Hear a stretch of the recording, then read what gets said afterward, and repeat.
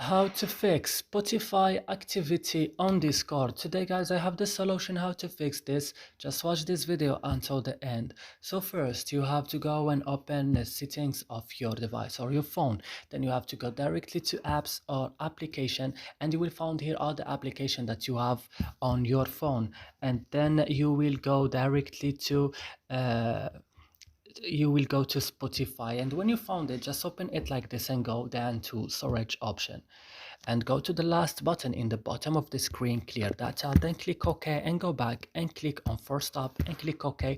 And now what you should do, the last thing, is going to Play Store and update your Spotify again. And that's it. I hope this video is useful for you guys. Don't forget to like, also subscribe in our channel. See you in another videos.